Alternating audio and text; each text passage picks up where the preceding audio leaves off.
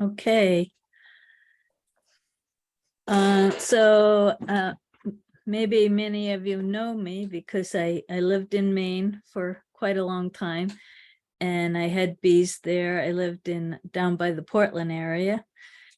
I moved up to Canada, New Brunswick, Canada, in the northwestern part of the province, as far north as you can go in New Brunswick.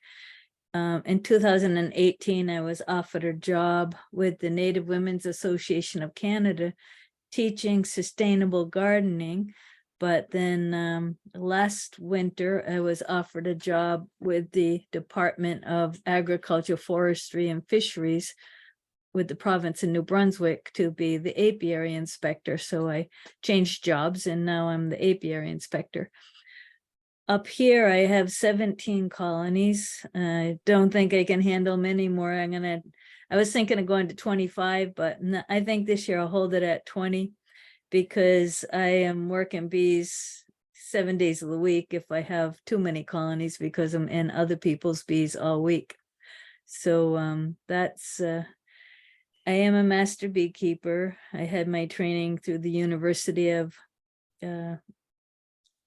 it will come to me in Montana, University of Montana, but I've had bees since 1978, and I really feel like the past 20 years, I kind of know what I'm doing. I've had 45 years of keeping bees.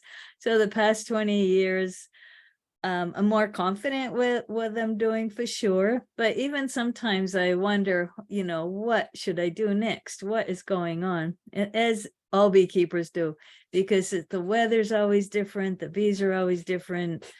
The nectar flow is different. There's droughts, there's rain. There's questioning if you should split a colony or, if they're going to swarm or anything like that. So that's basically me. And tonight I'm going to talk about splitting colonies, and we're coming up on that very soon.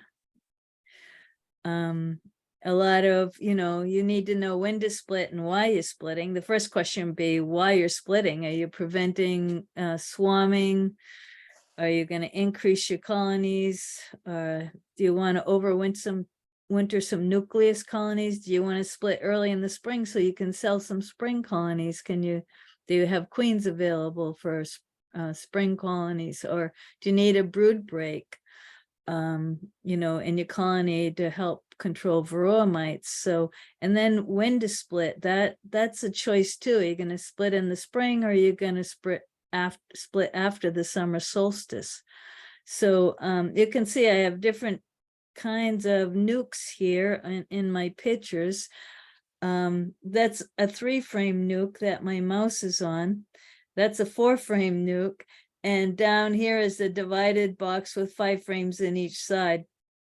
So in Maine, I used to run all kinds of different size nucleus colonies because I made a lot of queens, and I would put them in 3-frame boxes for breeding. I liked using everything in deep frames because everything was interchangeable. Like if I got too much brood in one of my queen breeding boxes, I could put them over into a nuke this size and maybe pull out a frame that just emerged and give them back an empty frame, with drawn empty frame for the new queen to lay in.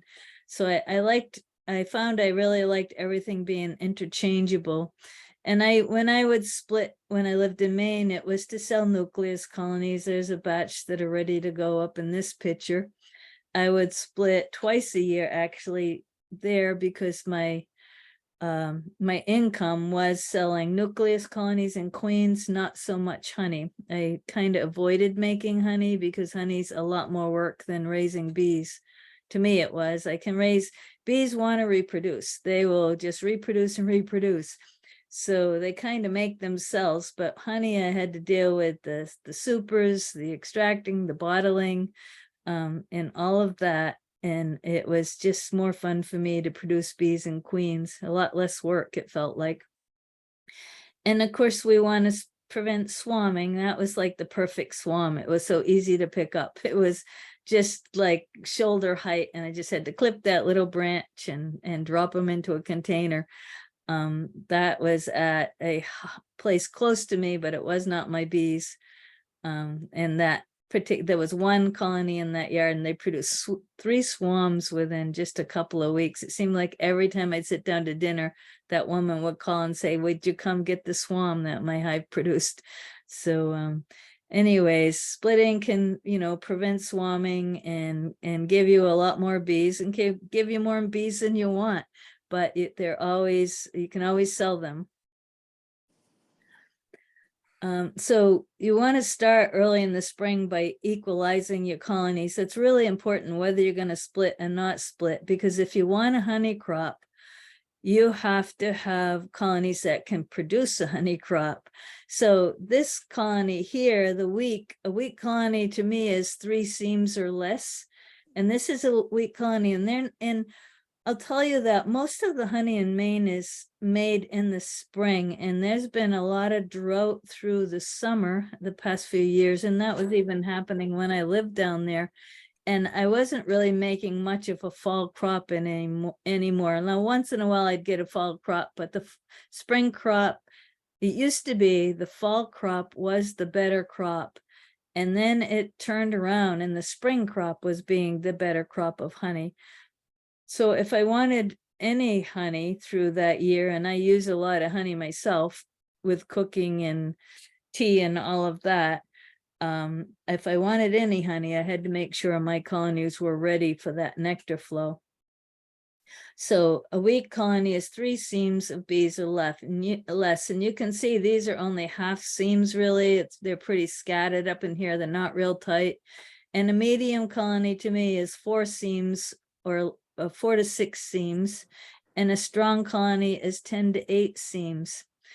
And this strong colony, that will swarm, and I can prevent swarming. And because if it swarms before the nectar flow or swarms during the nectar flow, I'm gonna lose the honey crop right there. So it's really important to kind of control their growth early in the season. So I would take frames from this colony and move them to that colony, and I would equalize them. So you're going to only move frames of emerging bees, because this colony can't handle taking care of brood. It's too small. Karen, And this colony, excuse me? a couple of people have asked, what do you mean by seams? Oh, all right, seams. That's between the frames. I'm sorry, I can't see the chat because it hides for some reason. So please do interrupt me with the questions, anybody. So a seam of bees is when you don't want to count frames, because I could count like this is 10 frames of bees, you know that. And this 1, 2, 3, 4, 5 frames here. But most beekeepers count seams, and that's the section between the frames. That means both sides of these frames are covered with bees. Both sides of these 2 frames are covered with bees when you see that.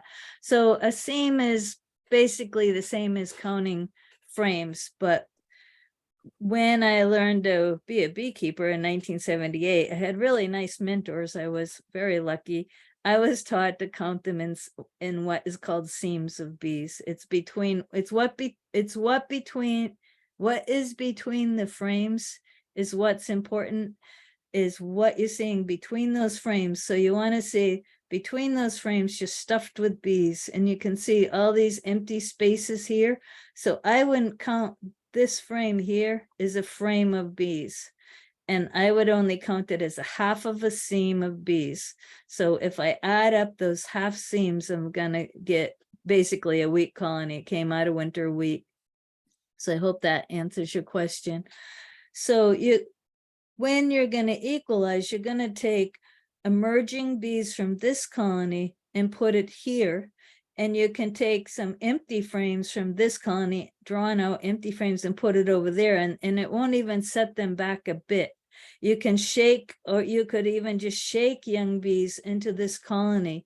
But you got to remember, when bees emerge, and they stand on a frame, they cover 3 cells. So they come out of 1 cell, but when they stand on a frame, they're covering 3 cells. So they take up a lot of room. So you can alleviate some of the congestion by shaking bees, but you're better off moving a frame of bees with bees emerging on that frame. And of course, you're going to be checking for your queen the whole time. Have two sets of eyes there checking for the queen. You could also just exchange hive positions. I could take this strong hive and put it where this weaker hive is, and all the forages are going to come back into this colony, and they're not going to fight, and they're not going to kill the queen. That stuff only happens during the fall, during a dearth, not when there's a nectar flow starting and the trees have pollen all in them, the maple trees and the dandelions. That's not going to be a time for fighting. It is necessary. So if I didn't do this equalization, then I'm going to have to watch for robbing, because say something happens and the nectar flow slows down, or there's a little bit of cold weather and they can't fly far, but they're sitting right on the hive stand next to each other, these guys are going to pick on those guys. It's another thing about equalizing. You can prevent robbing with equalizing in the spring. The medium-sized colony, this colony at the top, I'm only going to monitor that colony. I don't really need to equalize it. I don't need to knock some wind out of its sail, because it's just going to be perfect by the time the nectar starts to flow.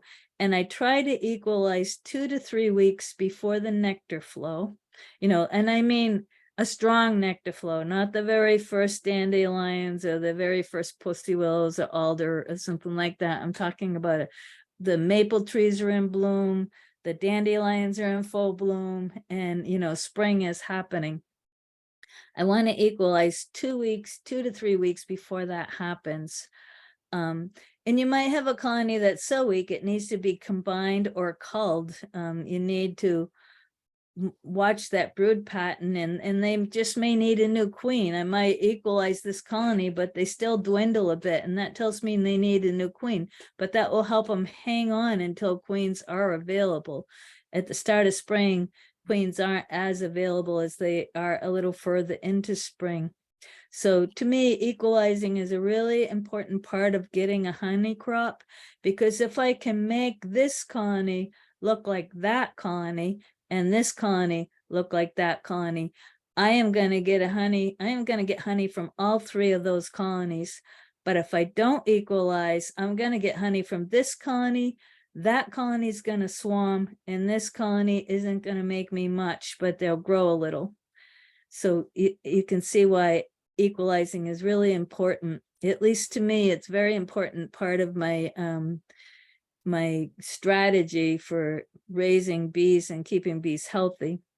Of course, you've got to make sure that the colony isn't diseased or have a sickness like American foul brood or a bad case of nosema or something, because you don't want to spread that around. But as you can see, these 3 colonies on the top of the frames look healthy, but I would also look at the brood and make sure it's pearly white and healthy.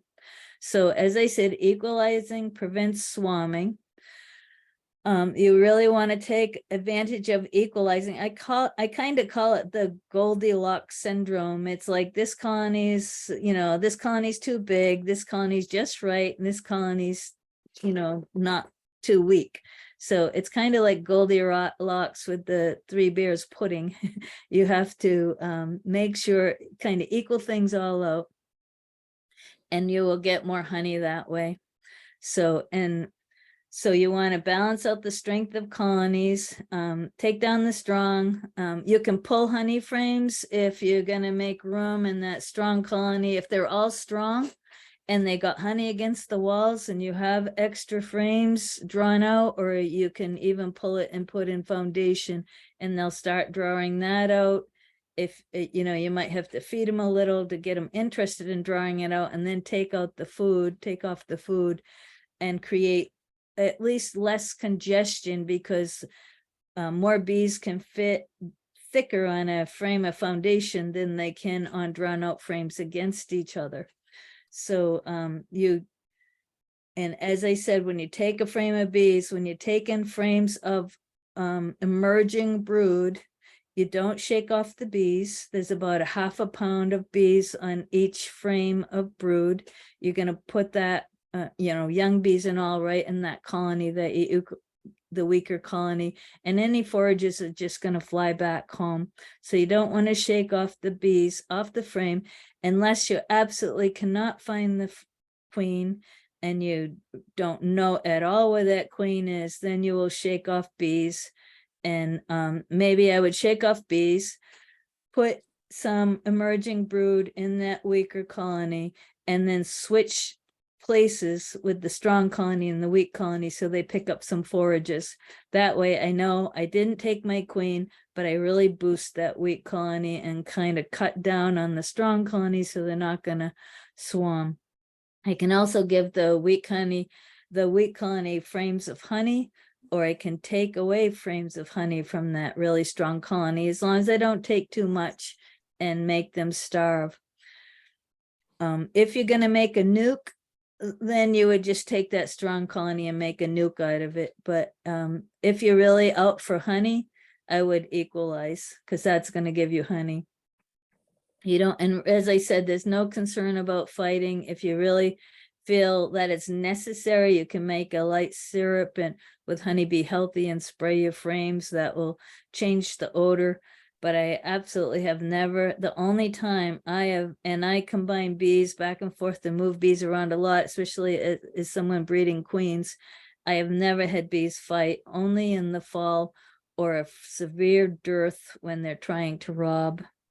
So remember, if they swarm you, lose your honey production. If they're weak, you get no honey.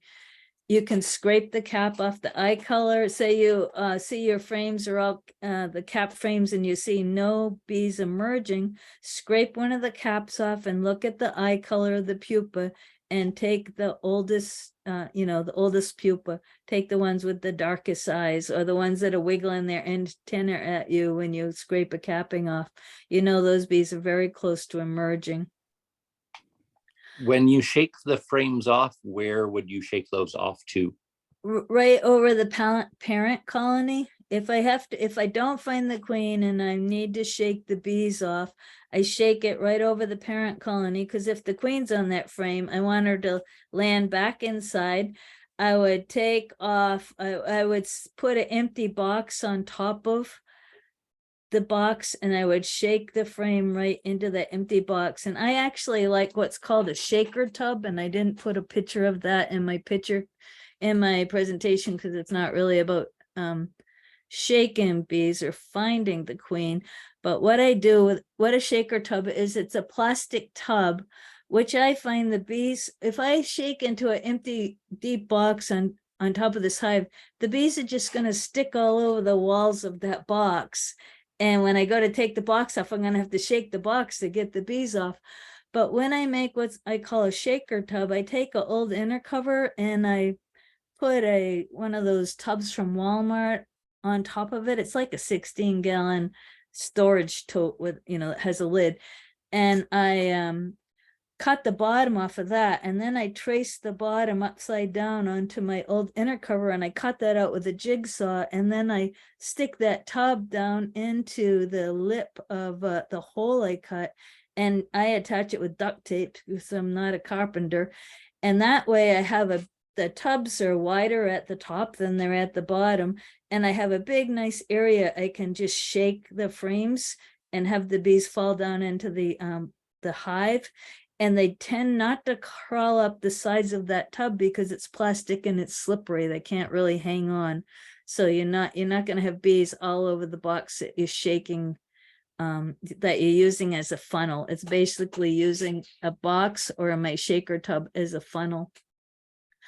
So early in the season, if you're going to split early in the season, you can have a larger split with a faster recovery because the bees are in a very strong buildup mode. And after the summer solstice, if I'm going to split for winter nukes, I like to split after the summer solstice, like the first week of July. And that can, that way you're going to get the spring honey crop from your colonies. because you're not splitting till after the solstice. If you equalize, you don't have to worry about swarming. And I can take the old queen and put her in a nuke and get my bees to raise a new queen, because there's plenty of drones at that time of the year. It's really warm. The nuke will grow quickly. And also with the drought that you've had no fall honey crop, so you may as well be making some more bees. And then also you will have nukes to winter over in replacement colonies if you lose any colonies. So the bees are really building up with a reliable pollen until that summer dearth happens. Like, oh, it's usually the last week of July, and coming into August, sometimes as far as the second week of August. So you can choose when you're going to split according to your needs and according to the area that you live in. It's important to learn your nectar flow. So the strength of the hive, of course, is, and the physical size is important. Nighttime temperatures is very important. As you can see, I used to always put a piece of styrofoam on top of the colony to hold the heat in, because that's where most of the heat goes, is right there. So I would always either put a styrofoam on the top, or take some of that bubble wrap insulation and put it between the inner cover and telescoping cover of the colonies. That happens to have a styrofoam cover, that one. But I still put insulation on it because I want the heat to hold. You have to be aware of the availability of pollen in food, and of course, signs of disease. And if you're gonna take the queen out of the parent colony and put it into a nuke and have that parent colony raise a queen, you have to know you have drone availability. You have to know that there's mature drones in your area to breed that virgin queen. Or you could also purchase a bred queen, which is my next slide. So you can either purchase a bred queen, purchase a queen cell, have the bees make queen cells themselves if you've taken the queen, or you can graft in your own queen cell. So what I have found, which is easy to do, is I can cut a queen. I could cut one of these extra queen cells out with a sharp knife after it's capped and a little more mature. These are very young and tender. I wouldn't move those. But if I had, say I had done a split earlier and the colony failed making a queen, and I had cells growing in another colony, I would take a knife and I'd cut out the queen cell. As I did this, I would push my thumb into the drawn comb, and the wax sticks to wax. So I just gently push the queen cell into that drawn comb, and it sticks. It stays right there. So those are my choices. I can let the hive make a new queen. I can put in a bred queen. I can put in a queen cell, and I'll show you a picture of that.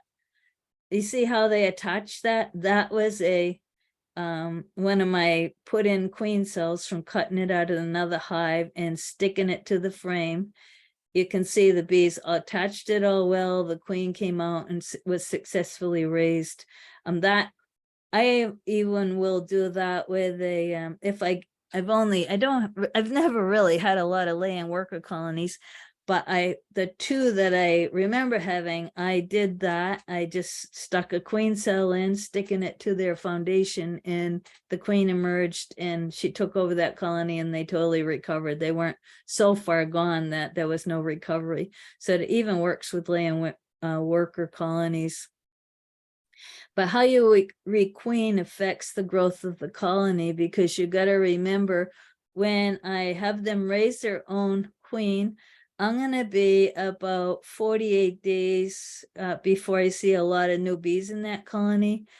And if I put in a queen cell, say it's a mature queen cell, because I don't move them when they're really immature, I'm going to probably be a good 28 days or 30 days before I see new bees emerging from that. from that in that colony. And when I put in a bread queen, of course, it's going to be really quick. It's going to be just a short amount. They're going to release her. She'll probably start laying immediately. So you have to consider your timing. I used to make all my nukes for winter by taking the queen out of my parent colonies and letting the parent colony make a new queen. And it was always very successful. It wasn't a big drawback. But I did that up here this year with my nukes. I took queens from my parent colonies, and I had each colony raise 2 queens. They successfully each raised 2 queens, and they're all alive right now. I have 17 colonies, and everyone is alive, and everyone has a young queen, because they raised these queens at the end of through July, the end of July. So I have less, they're less likely to swarm because those queens are young. They're very strong with pheromones because they were made last July. They only laid through August and September. So they didn't really wear themselves out at all. They didn't work too hard. So they go into the spring this year, they take off, and they're going to lay like crazy for me. So those are kind of your choices on requeening either your parent hive or your nucleus colonies. When you're requeening a parent hive, a strong parent hive with a already bred queen is really hard, because those older forages are less apt to accept a caged queen. So you might have better luck putting in a queen cell, or what I would do is I wouldn't open the candy for them to get at that candy for a couple of days. I would delay the release. If it's what they call a JZBZ cage, they're the plastic ones with the little tube, I put painter's tape over it, and it takes the bees a while to chew off that painter's tape, not duct tape, but painter's tape. And that delays the release. And I also take all the attendants out of the cage, because I have a better acceptance if all those strange bees aren't in there with her. So there's all different techniques for requeening, and those are, I have to say, my favorite way when I'm making a split is to pull the old queen and have her winter the nuke over, because the other thing is she has experience. She's had a winter before, so she has experience wintering a colony over. She knows when to reduce her laying. She knows things that young queen that goes in July doesn't know. So next slide. So swarming, usually when you're splitting, you're trying to prevent swarming, and equalization, as I said, will prevent swarming. But look for environmental cues that I always have found really reliable. The calendar is not reliable, Mother Nature is. We always come into spring differently. It's either cold or it's warm, or things are late or things early. Nothing's exactly the same. So use nature's calendar. That's the key that's going to really tell you what your colonies are doing. I had an apple tree in my yard, and this is a little too far gone, and that's too early. But when these buds would start showing pink, I knew I didn't even have to look at drone cells. I knew my colonies were going to start, thinking about swarming. And another way is to look at drone cells. When you start seeing capped drone cells, start looking for queen cells. So for me, I was selling spring splits. So I would start splitting 2 weeks after the red maple starts to bloom. One quick question. Okay. Someone's asking, how would you take attendant bees out of the queen cage or queen package? Well, I would go in a small room, like my washroom, and I would open the cage and let the bees out. They're all going to fly to the window, and I'm going to pick up the queen and stuff her back in the cage.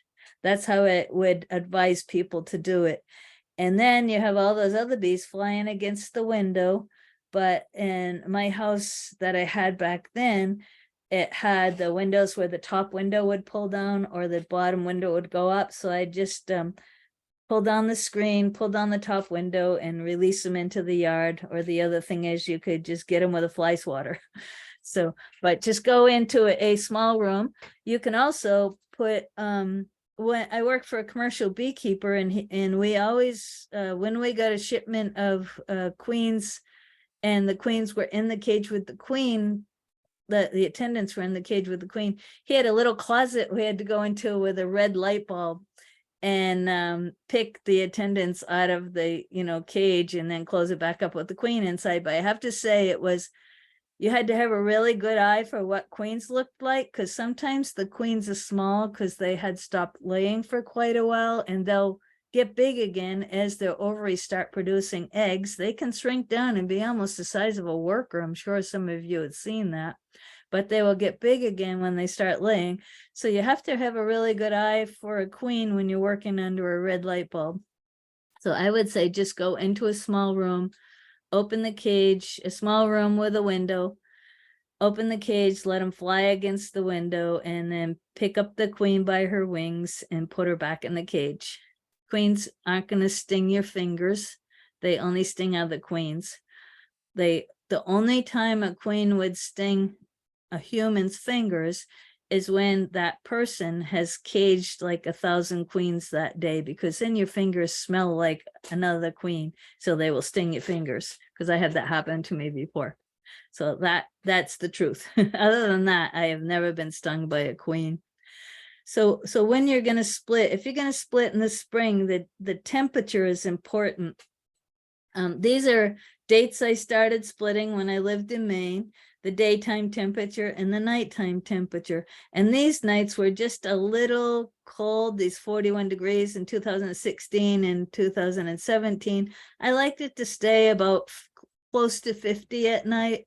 So, but I'm not splitting into these cardboard boxes. I do that's only transportation boxes. I do my splits into nuke boxes, either styrofoam or wooden, and I would put styrofoam on them. So the temperature is, can be important, and it's about 2 weeks after you start to see maple trees bloom that they hit that mid bloom. So I'd know when I started seeing red maple start to show blossoms in 2 weeks, I've got to be ready to split those colonies. But that's for spring splitting. Or I would start having swarms. So you can watch the trees, or you can watch the dandelions. There they are. And that's a lot of dandelions. And some beekeepers use dandelions. I used to use the trees because I just found the trees worked out good for me, because dandelions they pop out depending on the microclimate they're in. Like, if they're near a cement sidewalk, they're blooming, maybe just starting to bloom in some areas in southern Maine. But if they're, in a cold, shady spot, they're not going to be blooming. But the trees are more reliable with their dates, I found. So, and anyways, that will help you know when to split. And then, of course, there's a lot of gray areas in beekeeping. Nothing is black and white. So just learn to watch everything around you. You call this the art of beekeeping, and you either have that or you don't have it. It's something you can't teach somebody. It's having intuition and watching and communicating with the bees, and either you can do that with your colonies or you can't. And I think it's important to have that kind of intuition, so you can kind of read into the weather and what the bees is going to do. I mean, look out the window, because you can get all the science you need about brood cycles and the casts of bees and all of that from books in the internet. But it's not going to tell you what the bees are doing in your colony. Mother Nature can tell you that. So watch the plants, watch the weather, watch the wind. All those things really play into it, and keep records about everything. As you can see, I'm really big into records, because I have my split dates. I didn't keep going back past 2012. But I have the split dates and the temperature and when I saw the first maple pollen coming in, and I have that all recorded in a database. So it's just nice to look back and compare years. And which does me no good up here because that's all my database from Maine. But I've been keeping bees up here for 3 years now, so I'm learning it's zone 3, and I lived in, like, I don't know, zone 5 in Maine or zone 6. So I'm in a whole different territory when it comes to cold weather. And the two things to remember when you're splitting is cap brood is not as sensitive to cold temperatures as open brood, and eggs aren't as sensitive to cold temperatures either. So one of the reasons you want to move that cap brood or purple ice stage or emerging brood is because there's not going to be a real big issue when there's a cold snap. So say I'm making my splits and I've used cap brood and eggs, I don't have to be as concerned about a little bit of a cold snap these nights that are 41 degrees as I do with open developing larvae, because they're not as sensitive to cold. So I'm not going to set my bees up for chill brood or European foul brood or any of those stress related problems by doing cap brood and eggs, which I can do if I'm moving that queen. So and you want to if you do open brood into your split, you're going to give some very good heavy shakes of bees into that split to give them those extra bees to keep the brood warm. And you got to remember, forages are going to fly back to the parent colony. So if you expect the forages to stay in there, move your split to a new yard at least 4 miles away, or you can always swap the split with the parent colony on the hive stand and pick the forages up. It's their queen that's in that box if you're splitting and taking a queen. So they'll happily go right in that box. And even if it's not their queen, they'll happily go in that box to have a home. But I would say learning phenology for your area, which is nature's calendar, is very important. So you need to be prepared with the equipment you need when you're going to split. I use both standard wooden boxes and styrofoam boxes. I just ordered a bunch of styrofoam boxes because I don't have a ton of bee equipment because I couldn't move it across the border into Canada. But up here it's much colder. So when last year I split into double into 10 frame boxes that were divided so they could help keep each other warm against the sides. But this year I'm going to do styrofoam because I like to move my nukes out to another yard, and I need another person to move those split 10 frame boxes. But a styrofoam box, I can just stick them under my arm and walk over and load them in the truck. They're much, much lighter. So I really prefer styrofoam. The lid doesn't come off as easily as wooden. And they're insulated. I like these particular boxes, which Better Bee doesn't sell anymore, but you could turn this down and close the entrance, but they still had ventilation, or turn this side down and have a queen excluder there if you thought they were going to swarm or something. So I really did like those boxes, but I had to get the licensed styrofoam boxes when I reordered styrofoam because Better Bee didn't have those anymore. You can get those dials though and put them on. Say I put my wooden boxes on a flat bottom board without opening, I could drill a hole in and put this plastic dial on a wooden box and still have the same concept. So in Maine, I used a lot of the double divided boxes because my nuke yards were like permanently set up. Here I have a few different yards, but I don't have one yard that's just designated as a nuke yard, but I'm going to set that up this year. And as One I question said, that came up. If you are splitting to prevent swarming and anticipate for loss, can you leave the original queen and allow the nuke to raise their own queen? If you're splitting to prevent swarming, you have to take the old queen because they're gonna swarm with that old queen one way or the other. The only way you can split and leave the old queen and prevent swarming is when you make that split is to leave 2 frames of brood, the queen, and put in all the rest foundation. they will not swarm then. But if you leave it, say, the size of a nuke, 5 frames with all the resources and 5 foundation, there's a good chance they'll still swarm out with that old queen, because swarming is about reproduction, spreading their genetics. And once they get into that swarming mode, the only way you can satisfy them is removing the old queen, really, unless you split them so hard that you only leave 2 frames of brood and give it with the old queen and give them all the rest foundation. That does work, but that's pretty severe split for up north. That's what we did when I worked in the south. So it is, does that answer the question well enough? Whoever asked it. Yeah, So, they said thank you. all right. So I used a lot of these divided boxes. What I did, I was making these before they started making them commercially, and that's why I have this piece of wood over there, because when I cut the score in the box to put in the thin board I put between the masonite board, it would cut a little ding in the handle, so there would be a hole. So I put cleats over them. But now they sell them pre-made. But I'll have to say, the ones I bought last year, I am not happy with, because the bee space is really bad. They put a regular piece of wood in the center, and I can fit 4 frames. I can't, they advertise them as a five frames on each side. If you put that 5th frame in, they're really jammed in there. You can hardly get it out when it's just foundation, let alone when the bees draw it out.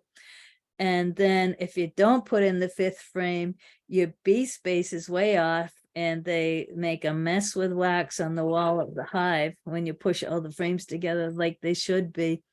So, but these I made myself, and the bee space was correct. So if you do buy double nukes, I would go right to the store and ask them for some frames, and I would stick them in there and make sure that it fits correctly, because I have like 6 of them that are, I don't know what I'm going to do with them, but they're not fun to work with. But also, if you're going to transplant those nukes to another yard, think about using, a smaller box, like in my last picture, like the styrofoam box.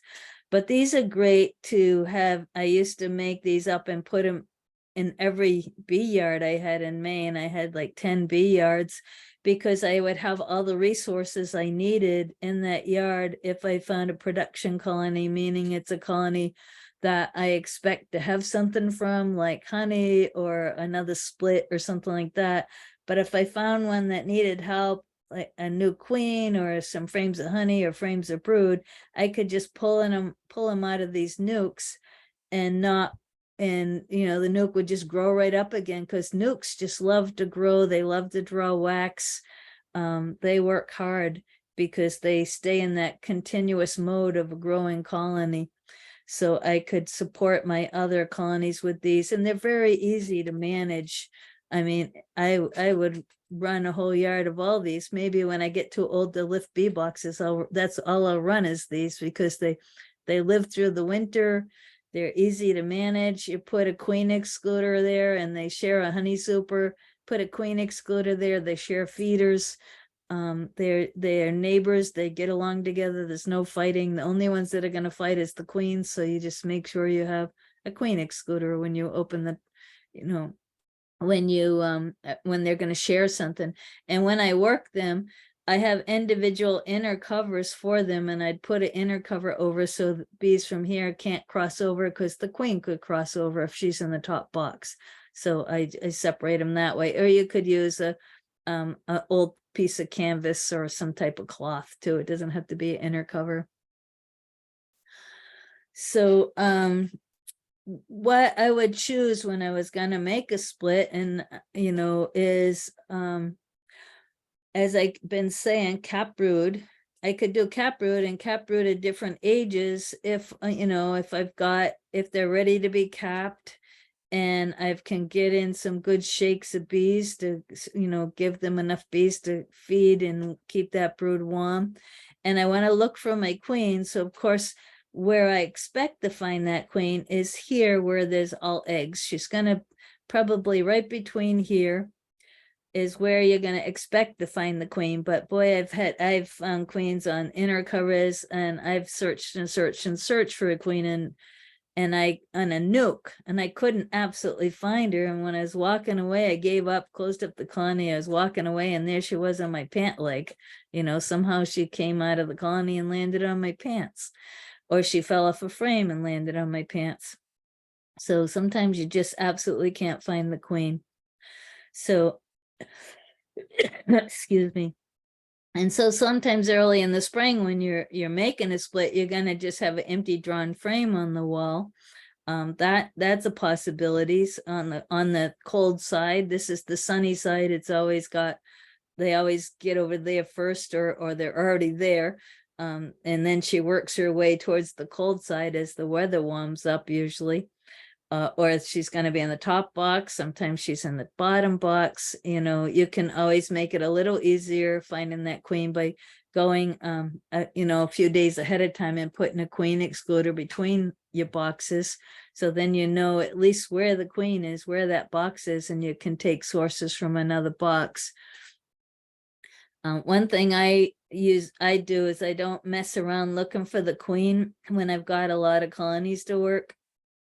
I take off the top box and I put on that shaker tub that I told you about, that tub that I shake the bees down into the box, and I shake every frame from the top box. Well, first I go through the boxes to see, and I decide what frames I'm gonna put in the top box, because I'm gonna need open brood in that top box to draw up nurse bees. So I'll take out a couple frames of open brood and I'll shake off bees, and I'll put them into the top box so that I know they're going to end up there. Then I shake every single bee from that top box down through my funnel into the bottom box. Then I put on a queen excluder and I put the top box back on and close it up and walk away. And I can go back in an hour. I can go back the next day, and I know my queen is in the bottom box, and the whole top box is populated with young bees that came up to get on that brood. So I'll have my cap brood up there, all the brood that I want to pull to make my split, but I have to have some open brood up there too to draw up those nurse bees. So then I pull out my split. I know that a lot of those bees in that top box are nurse bees. I don't have to worry about the queen. I pull out my split and make my split, and I pull out the queen excluder and I'm done. That to me is way less time consuming than looking for a queen when you're doing a lot of colonies. If you want to look for the queen, go ahead. But when you're going to split a bunch of colonies, I could split like 40 colonies in a day with that method, because I set them up a couple days before or the day before and go back the next day and split them. With a helper, it's easily to split a lot of colonies. So when you're gonna plan to split, like if I know next year I want to make a lot of splits, I want to set myself up ahead of time. So last year, no, in 2001, I had my bees make all this extra honey. I put deep boxes of foundation on them. I had 5 hives. So I put deep boxes of foundation on them, and I had them draw them all out and fill them with honey. And I put that honey in a spare freezer, and it just stayed there for the winter. And then in the spring of 2022, when I was ready to split, I thawed that out, and I took out the resources I needed for my splits, and I fed this out over the season as I was making splits, and I went from 5 colonies to 17 colonies, and the bees made all their own queens. Because I planned ahead. If I didn't use that honey in a colony, I could extract it, because it wasn't ever in there with any mite medications, because they were my honey supers. So when I thaw it out from the freezer, it's perfectly fine. It doesn't sugar in a freezer. So I could extract it and give my bees wet drawn frames for the queen to lay in, for them to clean up and the queen to lay in. So it's good to have a plan, to have like a 2-year plan. If you want to grow, say I knew I was going to grow to close to 20 colonies, at least 20 colonies. I grew to 17. I was going to make those 5 colonies give me 20 colonies. I just about made it. I ended up combining some in the fall, and I actually made a lot of queens, so that kind of nipped some of my bees into queen production instead of being nucleus colonies, and then I combined those up. So, but there's ways to do it. There's ways to increase quickly. So, and when you're going to move the queen, you do want to move cap brood or emerging bees to give room for the queen to lay. So I don't want to give her all frames with young cap brood or all frames with larvae, because she's going to need that room to lay. So as soon as a bee comes out of here, we know they turn around, clean it up, the queen goes back and lays in it again. So it's important to watch the age of the brood you give in the queen. So anyways, that's just a tip to get things ready for your production of nukes. When you're moving the old queen with the split, this is how you want to set that up. You want honey and pollen. You need an empty drum frame or an empty frame with some cells. Say the center of the frame has emerged and the outer edges still have some cap brood, but they're ready to emerge. That can go in there.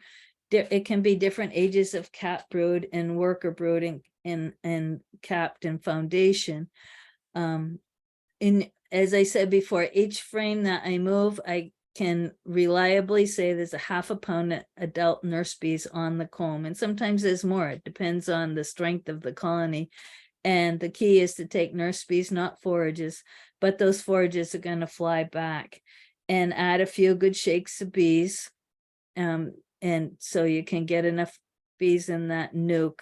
And you can put the nuke, don't set the nuke on the same stand as the parent hive or close to the parent hive, because a lot of young bees will walk right out, walk down the hive stand and walk back into their original colony, because I have seen that happen before. So put it on a different hive stand, and move it to another yard.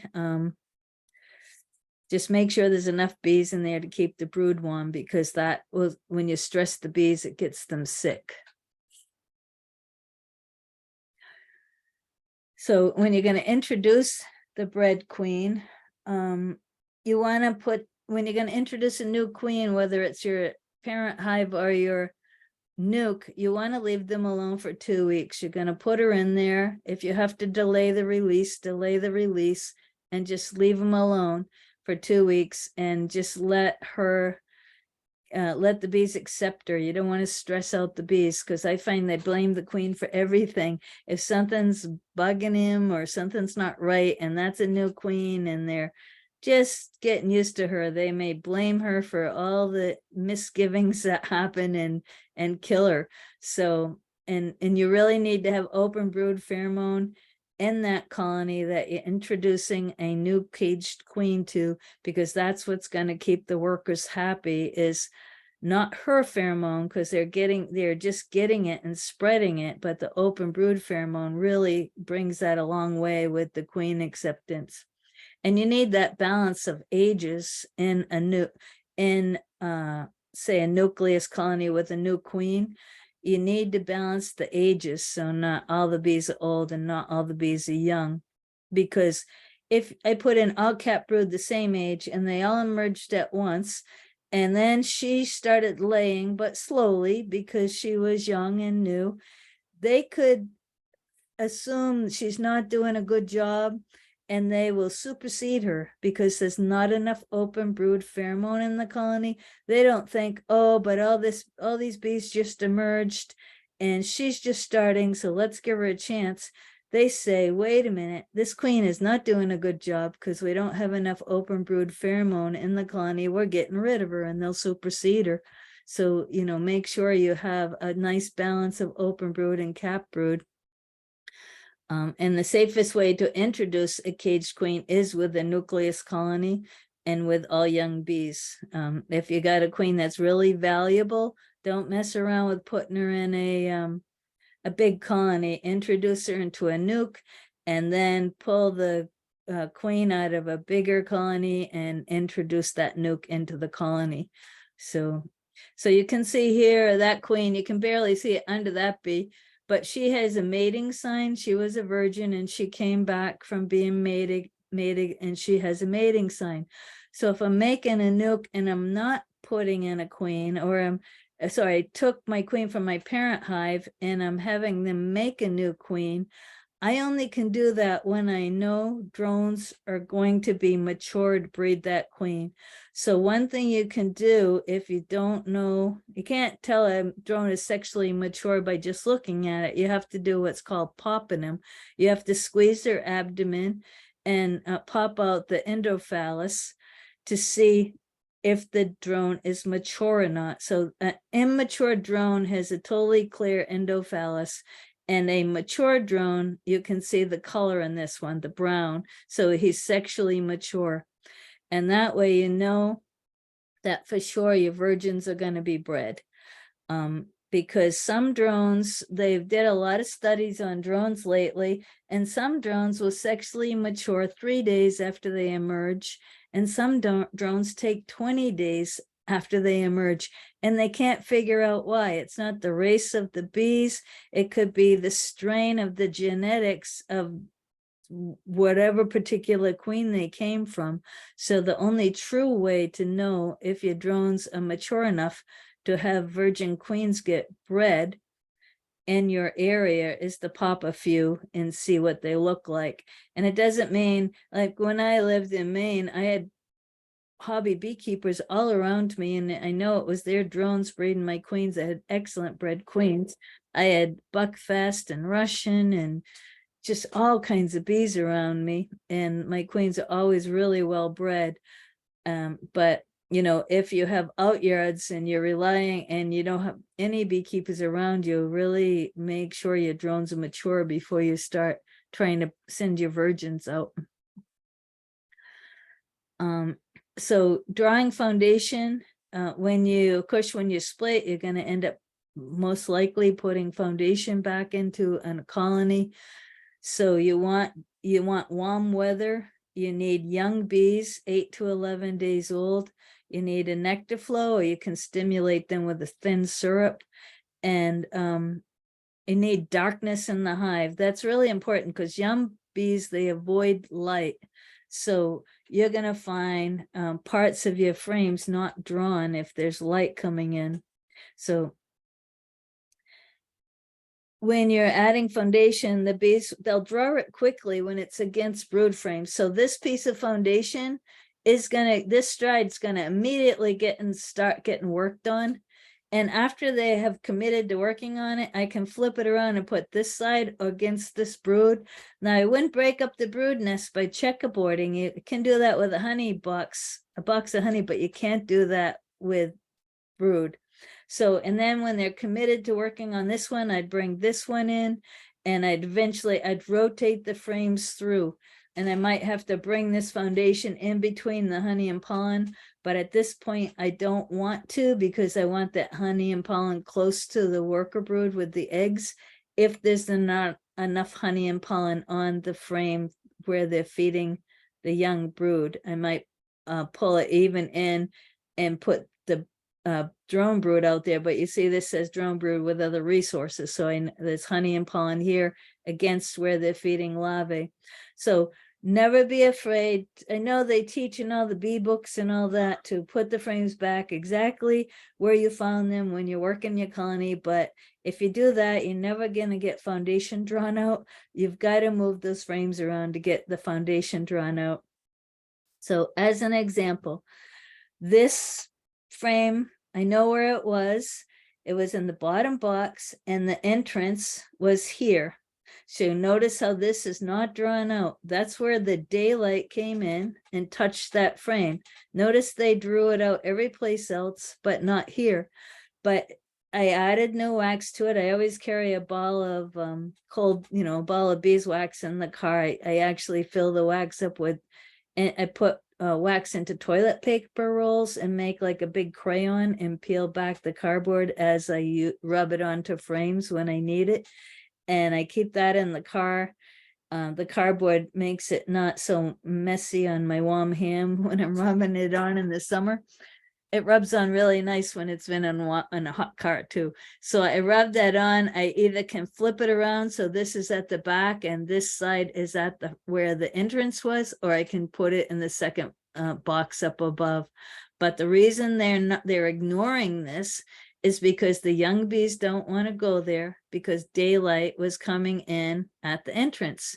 You can either put in an entrance reducer, but since now I'm splitting more in July and it's hotter weather, I really don't want entrance reducers in. So I just manipulate my frames to get them drawn correctly. So that's use that frame as an example. And I found that frame last summer and knew exactly why they didn't draw that section out, was because daylight was on it. So so what I've started doing now is I'm more of a hobby beekeeper and not a sideliner. I have started having my colonies raise queens. When I split last year, I told you I made 12 splits and a lot of queens. When I split, I take the old queen because I do want to prevent swarming, even though I equalize the colonies. If there's a great nectar flow, I could still get a late swarm and later in the summer. So I pull my old queens, I make my nuke, and then I equalize the boxes. And I put a Snellgrove board between the boxes. This is a Snellgrove board. As well as it is a double screen board, so the bees can't touch each other between the boxes and can't spread the queen pheromone. And I have an entrance on the back, and this entrance down here is on the front. The entrance, there's a Snellgrove board, that red right there. The entrance is on the back. So this has eggs and brood in it. I pulled the queen. This was a double deep box with honey supers on it because I made a honey crop. Then I made my nukes. I did this after the summer solstice. And then I put the Snellgrove board in. I equalized these boxes so there was eggs in both areas, above and below the Snellgrove board. I put in a Snellgrove board and both boxes made queens. Now your queen return, depending on your area, can be as low as 50% or as high as 75%. And up here, I've been getting about 80% queen return. But by having 2 boxes raise a queen, my queen return chances went up to 160% because my 80% and 80% for each box made a guarantee I was going to get a queen in one of those boxes. And then I just combine them back. Every box made 2 queens successfully, which was pretty amazing. So I had queens to spare. So I made a bunch more nukes and I gave some queens away. I made a lot of friends because I was giving away the extra queens, and it worked out really great. I like to put in 1 frame of foundation when I'm doing this, but of course there's frames of foundations in there because I took resources to make my nukes. And when they're making those queens, that you can put honey supers on them. You can see I have honey supers. This one, I don't know why I had the extra box there because I don't even remember now, but it had a deep on the top too. So maybe I was getting them to draw comb also, most likely. But you can see I have a deep, and they must not, but they must have had a lot more foundation than this box, so they don't have a honey super, but this box with the Snellgrove board has a honey super. So every deep box made a queen, and they also made some honey. And I split after the summer solstice. I had my bees make a spring crop of honey, and then after the summer solstice, around the first week of July, when there's really plenty of drones around, I split the colonies, and I had each colony, the parent colonies, make the queen, because they're going to really make the better queen, because there's a lot more bees in there than I can stuff in a nuke, and you need a lot of bees. They feed that queen like 1,400 times a day or some astronomical number. I don't even remember. It's huge. So you need a lot of bees to feed that queen, because you figure she's growing in 16 days. That's a constant supply of food. And she will fly and mate out of these boxes and come back and start laying. And it worked out really great for me. And I ended up with a lot of queens, which was also great. So anyways, when you really stuff a nuke box, this is what you get. So if I was going to have a nuke box make a queen, I would have to stuff it with that many bees for them to raise that queen properly. You can see that they all really just went in there because they all appear as showing their Nasonoff glands. But you're really better off taking the parent, the older queen, and making your nuke out of them. And then either this is a feeder box, which most likely isn't because there's an opening there, but you're always going to feed, always have food on them when you make this split. And let them grow into 2 boxes so you can winter them over. If you don't want that many bees, you can sell your nukes in the spring. So I'm going to tell you, if you plan on selling nukes in the spring, have the bee inspector come in the fall and inspect those nukes, because you're never going to get her. So it's going to be warm enough to start selling any wintered over nukes, say in May. And right now it's too cold for her to really open and inspect them. And in May, she's going to be up in the blueberry barrens. So she's really hard to get the bee inspector to come inspect nukes so you can sell them. So get your nukes inspected in the fall. That inspection certificate is still good in the spring. And that way, as soon as you're ready to sell that nuke, you can sell the nuke because you've had it inspected. If your intention is to sell a nuke, or if your intention is to grow, or your intention is just to replace colonies that you've lost. Nukes are just a really important part of being a sustainable beekeeper, so you're not constantly always buying bees. And man, they're really easy to grow and raise, and they're a joy to take care of because they're not a great big hive. You can just get through them really fast, and they want to grow. That's what nukes want to do. So feeding protein during a rainy spell on a growing colony is really important. If they can't get out and gather pollen, they're going to cannibalize the eggs in the brood. So always have some pollen patties in your freezer. Watch the weather. If you're going to get more than 4 days of rain, you might want to put a half a patty on. You don't need to put this many on. But that was a different situation. But you can throw a half a patty on so that you don't open the colony and see absolutely no eggs, which will make you think you lost your queen, but what happened was really cannibalizing the eggs for protein. So you can clean your dead outs from winter by conditioning them, by putting them on top of a strong colony with a queen excluder in between, and have an upper entrance so they can remove the debris from going up. That conditions the frames to get a weaker colony into them, so they don't have so much work for cleanup. Start shaking out those dead outs now and brushing out as many bees you can. And as soon as it's a little bit warmer and you're not losing all the heat in your top box, throw in a queen excluder and set them on top of a strong colony, and you'll be that much further ahead in the spring. So this is just an idea on the emergence of how long it takes when you're putting in different queens. If I start a nuke with my mother queen, brood emergence is 21 days. Say I started the nuke with no cap brood at all. Brood emergence is 21 days, but a bred queen going in is, a cage bred queen, it's going to be 28 days. A virgin queen, if I caught up a virgin queen and threw it in, it will be 31 days. And it can be up to 10 days for egg release after that. It depends on the weather.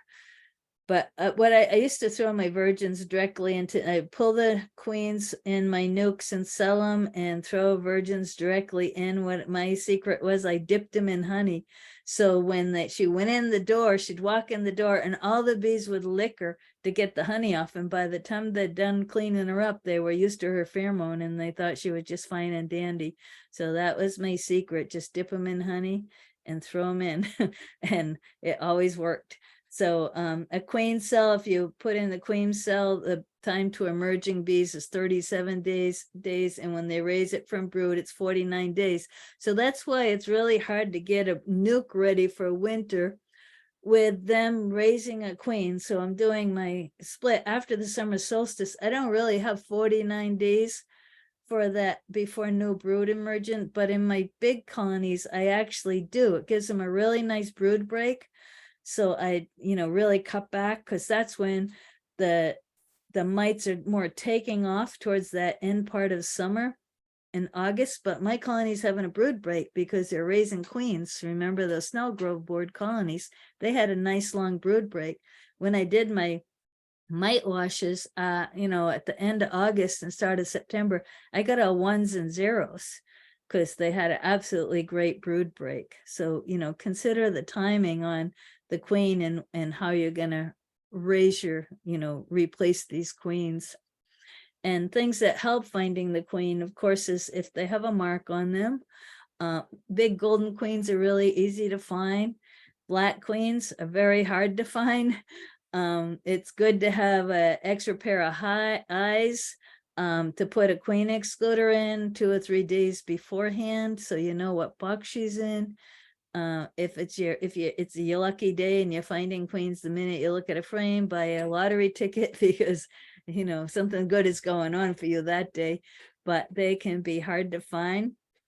I always found it was good to have a second box to put the frames into, and only let 2 frames be pushed together. Have the frames off the wall of the box, push 2 frames together, leave a space, push 2 more frames together, because if I don't find her, she's going to be between 2 frames somewhere. She's not going to be on the outside because the outside is daylight and she doesn't want to be there. So then I only have to look at 2 sides of each frame as I'm putting them back in the box to try to find her. You don't want to use smoke when you're trying to find the queen. No smoke at all, because it makes her run. Water will move bees if you have to gently, have a little spritz of water on them. Or I just find blowing on them gently with my breath makes them move if they're in a big pile, and I wonder if the queen is under that pile. Marking a queen can be really important because you'll know her age, and it makes it actually a little easier to find, except for yellow, because so much pollen is yellow. You'll see a big glob of yellow and think it's the queen and it's pollen. So except for yellow, it does help them easy to find, but don't totally rely on the paint, because if they supersede, you're not going to have a marked queen anymore. But then you do know they superseded because the queen's mark is gone. So, and sometimes there's 2 queens. So if your queen is marked and you see a queen without a mark and you see your marked queen, you have a mother and daughter laying together, which happens more often than you would think. I used to get that happening quite frequently in my colonies. So, and nothing is new. Back in 1922, they were having queen problems and replacement of queen problems the same way we are now. So, and having to do frequent requeening and all of that. But what you can do is just let your colonies requeen themselves every season and use the old queens in nukes. And then there's several I've gone over ways to introduce that new queen. And, Snellgrove board can be an introduction board, delaying release, putting in a push-in cage, using a nucleus colony, putting in a queen cell. Those are the ways that you can use to get that queen introduced. And the safest way to introduce an important queen is with a nuke. It's I wouldn't do it any other way. Sometimes I would buy some really expensive queens to be what we call the mother queen. She would be, and then all my other queens would be a half daughter of her, because they would go out and mix with whatever drones they found, on a street corner. But I knew I had certain genetics, like I was getting bees from the Purdue, they call them the ankle biters, the bees that might bite the mites. And I was getting some queens from University of Minnesota, Marla Spavic's breeding program. And I didn't want to mess around with putting those queens into a big colony because they were expensive. So I would always start by introducing them into a nuke, and my acceptance rates, usually acceptance rate is at least 90%. I always had 100% because I was extremely careful in how I introduced them, with always very young bees and always a slow introductory. So anyways, that's my last slide. I'm sorry I went over the hour. It was a lot of information in one slap. So. All right, I can see the questions now. When I stop talking, I can click it and open up, but it just isn't open up automatically for me. So I got that one about allowing the old queen. So yeah, anytime you leave that old queen, your chances of swarming stay, because it's about reproduction. And if it's a failing queen, they're just gonna supersede her. But swarming is about reproduction. So your chances are that you're not gonna, it's really hard to stop that swarm urge once they start it. And allowing the colony to requeen itself, I didn't really find it slowed down honey production. When I did that last year with the snow grove boards, the bees still needed something to do, even though they were raising a queen. And I got honey from those bees with the snow grove board and between my 2 deep boxes. And I put medium honey supers on, and I still made honey. But what I am seeing, what I was seeing when I lived in Maine, and I still see that a bit up here, is the fall honey crop. It's more now the spring honey crop than it is the fall honey crop. And I don't know what in your area, Maine, what you're seeing. But I know I follow the weather down there still, and I know there's been droughts going on through the summer. And when you have adequate snow melt, and this year I don't think you really had that much snow. I think this year also your honey crop is going to be the fall honey crop, and I wouldn't hang on for that. I mean, your honey crop is going to be the spring honey crop, and I wouldn't hang on to the fall honey crop. If you might want to only sell honey, but I'm going to tell you, when you can get maybe $195 or $200 a nuke, and say you have 5 colonies and you can get a split out of every colony, and in the spring sell those 5 splits, they live through the winter, you're talking $1,000. You're not going to make that off your fall honey crop. You're not going to make it off your fall honey crop, but you can always sell bees. You figure a pound of bees is worth maybe $55 or $75, and a pound of honey, anyway, I know many of you are in it for the honey, and that's good, but you can make honey, and you can make bees, and you can make the bees pay for themselves, and you can make your bees sustainable by making nukes. There's my pep talk.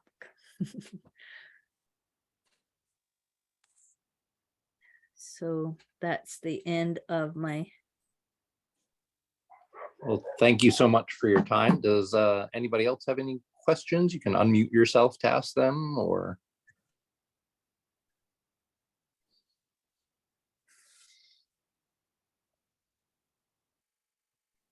And the question doesn't have to be just about splitting. It can be about coming out of spring too, about equalizing, or if you feel the need.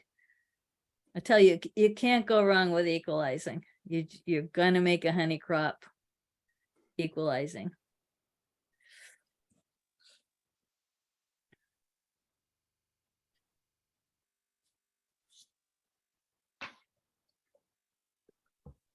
What temperature would you wait? What temperature would I make the split at? For Chris, in order to equal? you're cutting out, so can you say that again? Sorry, we've got terrible internet. What temperature would you wait for in order to open up to equalize? Around 50 degrees, I would start opening and checking them. You can, I mean, I always had carnelians and I found I could work them. They fly in cooler weather and I could work them in cooler weather. But I would find anything consecutive days, if I had a bunch of, say, 4 or 5 consecutive days where it hit 50 every day, I know, or above 50, I know that I can start, doing some poking around in the colonies because they are pretty hardy. As I said, I don't want to take frames out and lean them against the colony or anything like that. I want to have an extra box or maybe a nuke that I can set them in and put a cover on and leave the nurse bees on the frames so they can stay warm. But eggs and cap brood are not as vulnerable to cold as open larvae. So I might just leave all the open larvae right in the colony and only pull out some frames maybe of cap brood or check the food, or generally you can pull out one frame and just look down between the frames and see what you got, or lift up the top box and look at the bottom of the frames and see if they're making drone brood yet, because that's generally where the drone brood ends up. So looking at that drone brood is going to give you an idea on their potential to swarm, because bees aren't going to swarm when they don't have mature drones, when they know they're not going to swarm if drones are not going to be available. So when you see cap drone cells, start looking for queen cells, because they go hand in hand. They have to have the drones to make queens. So I would start when it's in the 50s, no problem. Sunny days in the 50s, and consider the wind. It can't be really windy. It has to be a mild, sunny day.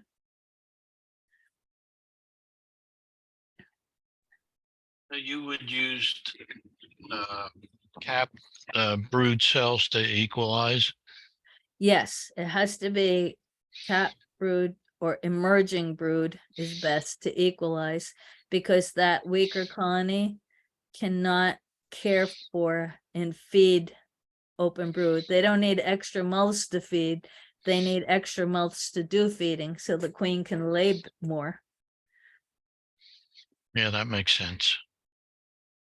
And then as that brood emerges, the queen will lay up those frames, because remember I said when a bee comes out of the cell and stands on a frame, it takes up the room of 3 cells. As we can see in Charlie H's picture, those bees standing on the frame behind his head, you can see that bee takes up 3 cells when it's standing over it. So it can heat those cells. It can tend, brood in those cells by covering those cells with its body. So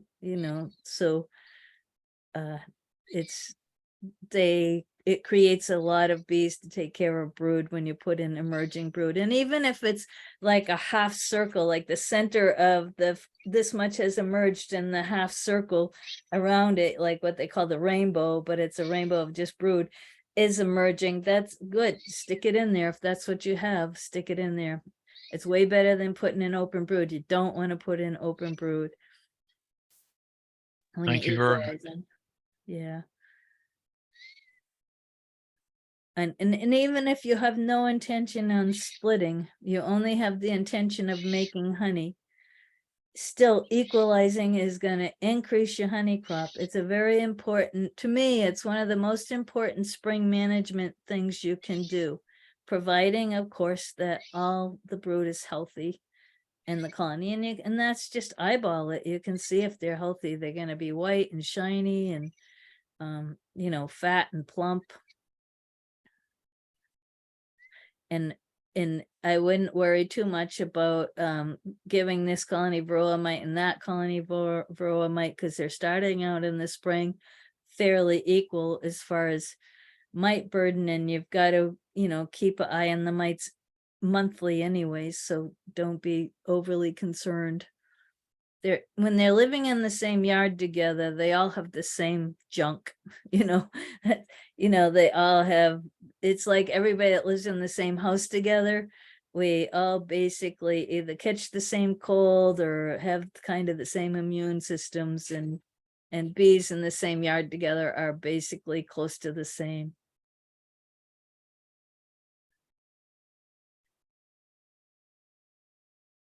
Thank you very much. Very informative. Yeah, well, I hope you all consider keeping a few nukes, because it really, bees are expensive and they're getting nothing but more expensive, especially here in Canada. I find bees are very expensive, and they're way more than they were in Maine, because we only can import from say Australia and Chile and the Ukraine, places like that. So that if I buy a package, I have to pay for transportation from those places. So, but even though packages, and you don't really want to start with a package, you don't want to start with somebody else's bees. The way you're going to get the very best bees is to raise your bees locally, because they're adapted to where you are. I find that bees adapt over time. Like my bees, I bought them from a local beekeeper up here, and they withstand minus 50 degrees Celsius for several days this winter. Of course, they were in a snow igloo, but we have a really long winter up here. They stop. Our first frost is like the first week of September, and I am not going to see pollen for at least 3 more weeks. But my bees are doing fantastic. I've got 3 colonies. I would consider 4 seamers that I have lifted the tops and looked at them on a mild day. So I have 3 colonies that I will have to equalize from my stronger colonies.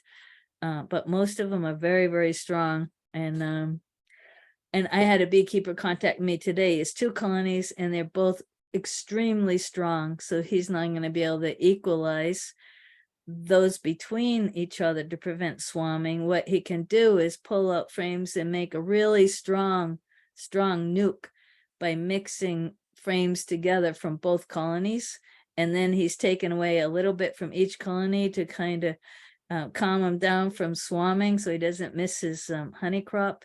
And then he's got a nice strong 3rd colony, because that's and if he doesn't want 3 colonies, he can always sell. People are always looking for bees.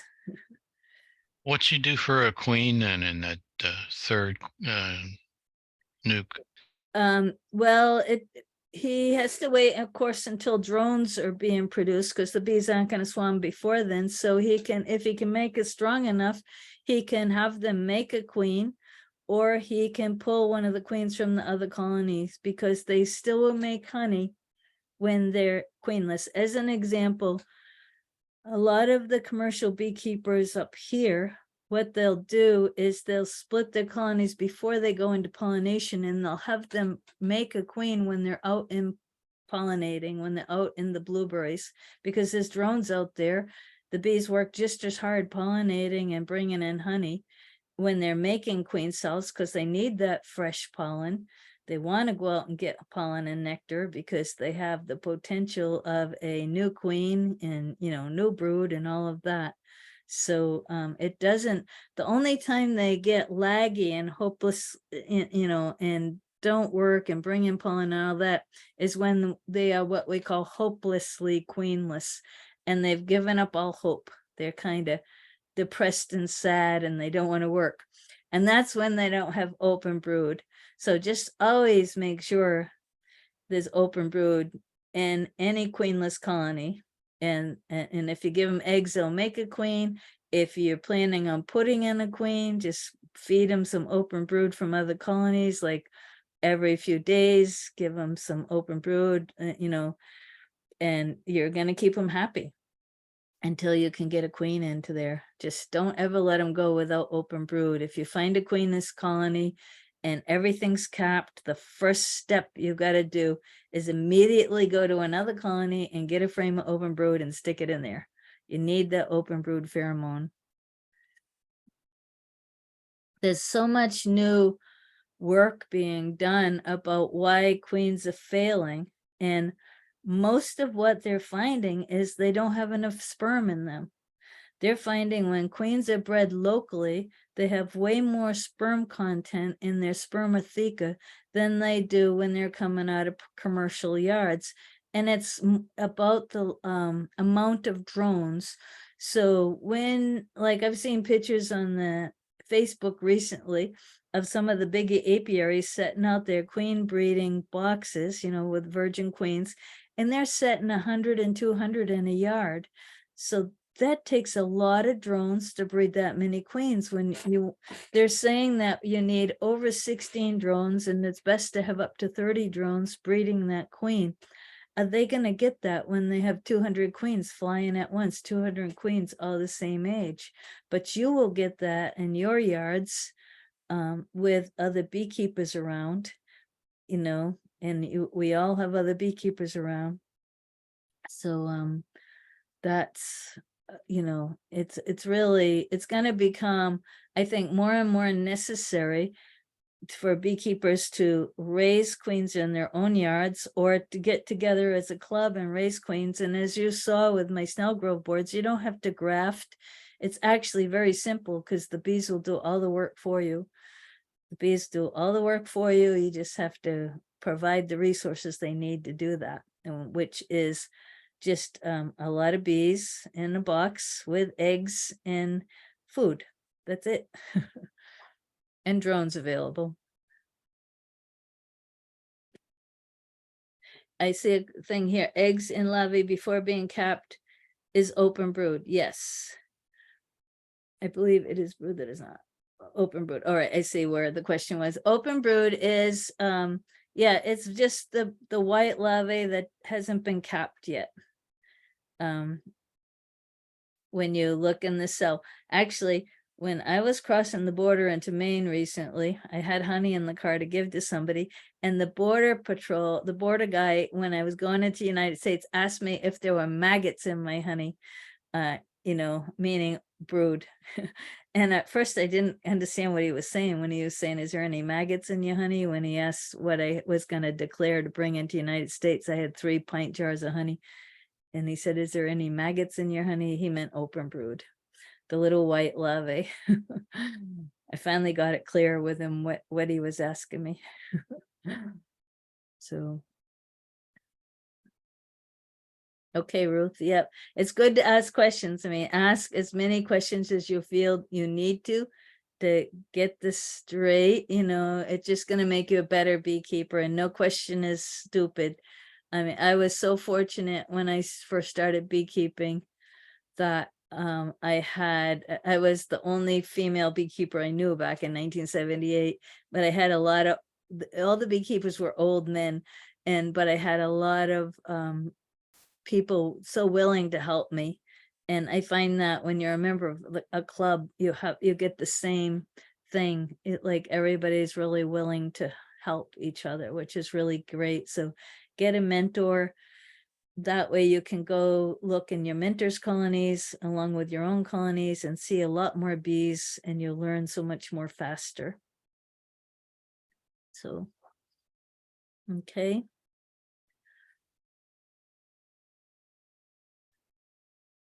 Right. Well, I'm going to speak for the Maine State Beekeepers Association, and somewhere at maybe the 3rd week of April or so. And my topic is colony raised queens.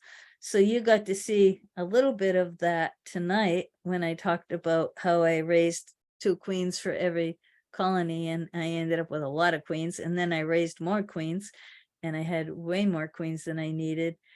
And being the apiary inspector, I really didn't feel like I should be selling them, but I gave them away and made a lot of people very happy. So, anyways, I'm going to talk about colony raised queens, and that will go along with making those nukes, to either, pull the queen and make a nuke, and you could have that colony raise 2 queens, and then if the queen that you put in your nuke is really old, then you have another queen to replace the queen that went into that nuke. So there's all kinds of good reasons why to do that, and I just love Snell Grove boards for those reasons. So, or any type of double screen, and you can even do it with a queen excluder with a piece of cardboard over it, as long as there's a top entrance and ventilation. So anyway, so I guess hopefully I'll see you all at the Maine State Beekeepers webinar at the end of the month, sometime at the third week of April. And thank you for inviting me to speak. Thank you for coming and thank you for the presentation. Thanks for your Yeah. time. You're welcome. All right. Good night. Good night. Thank you.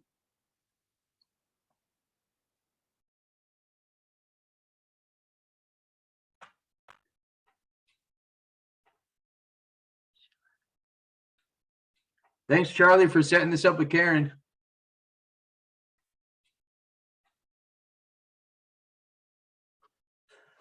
Oh, you can't see it.